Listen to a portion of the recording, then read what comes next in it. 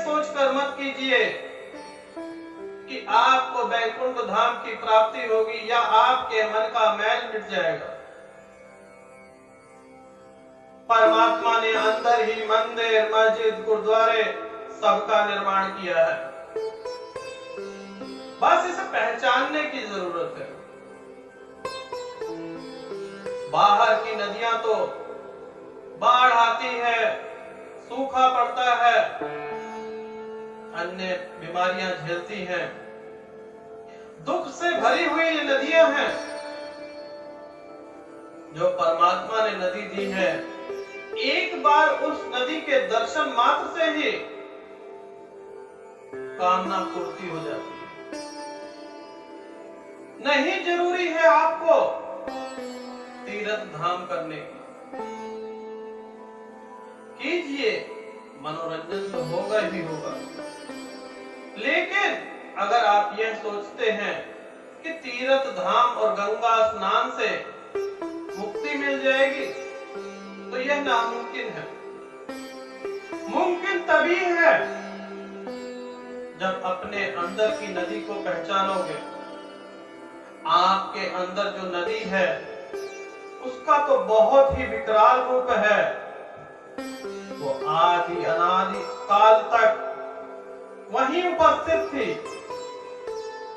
कई जन्मों तक आओगे जाओगे, जब तक उस नदी का स्नान नहीं करते, ना तो ये 84 कट सकती है, ना ये भव सागर से आपको नैया पार लगेगी। अगर नैया को पार लगाना चाहते हो तो अंदर पहचानो, अंदर है गंगा, यमुना, सरस्वती। बाहर की नदियां तो जैसे ही थोड़ी सी बरसात हुई तो बाढ़ आ गई। अंदर की नदियां वैसी ही सदा हरी भरी रहती हैं। जिस प्रकार से परमात्मा ने बनाई है, उसी प्रकार से अंदर नदी है, समुंदर है, पूरा ब्रह्मांड है। हर एक चीज, जिस चीज की मनुष्य अभिलाषा करता है, वह सब कुछ संपूर्ण है पुरुष, जिसके अंदर पूरा ब्रह्मांड समाया हुआ है। एक बार की कथा है, जब माता से गोपियां आई, कहने लगी, हे यशोदा, तेरे लल्ला ने मट्टी खाई है। हे यशोदा, तेरे लल्ला ने मट्टी खाई है। अब माता का दिल तो कोमल होता ही है।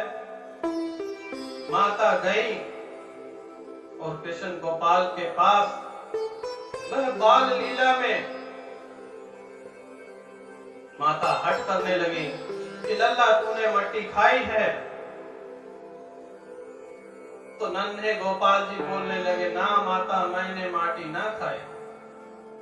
लेकिन अत्यंत प्रयत्न करने के बाद जब लड्डू गोपाल जी ने मुख खोला,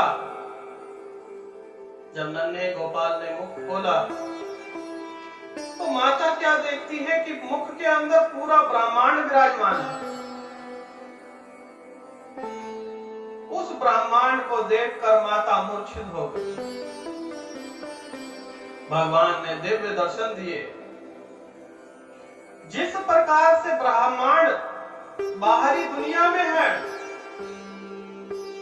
उससे कई गुना सुंदर अंदर ब्रह्मांड है। यह आप कृष्ण लीला में देख भी चुके हैं, लेकिन पहचानना नहीं चाहते। देखना चाहते हैं, सीरियल देखेंगे, भूल जाएंगे। परमात्मा ने जब इंसान का रूप लिया धरती पर, तब भी ब्रह्मांड उनके मुख में था। हर एक इंसान के अंदर पूरी पृथ्वी से भी बड़ा भूखंड है। कभी ध्यान मुद्रा में जाइए और देखिए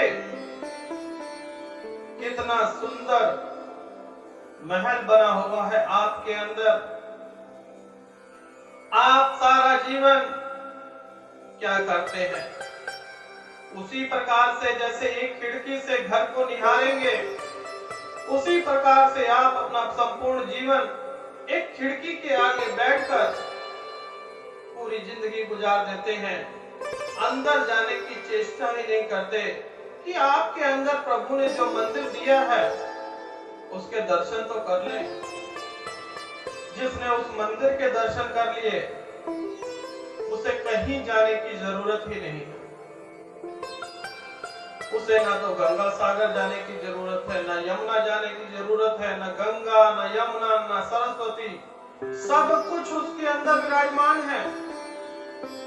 जो उसके जल में एक बार स्नान कर लेगा वह जन्मों जन्मों के पापों से मुक्त हो जाता है। जन्मों जन्मों के कष्ट उसके हर जाते हैं। जो अंदर की गंगा, यमुना, सरस्वती में एक बार माता स्नान से ही मुक्ति के द्वार भी खुल जाते हैं। मुक्ति का रास्ता बहुत सरल है, बहुत ही सरल है। ध्यान मुद्रा में बैठिए और देखिए मुक्ति का द्वार किस प्रकार से खुला हुआ है। सारा जीवन सिमरन करते करते गुजर जाता है, लेकिन परमात्मा की प्राप्ति संपूर्ण जीवन हो ही नहीं पाती। इसी में भटकता रहता है जीवन कि यह कार्य पूरा कर लूं, यह कार्य। जब तक इंसान जिंदा है कभी भी कार्य पूरे होंगे ही नहीं।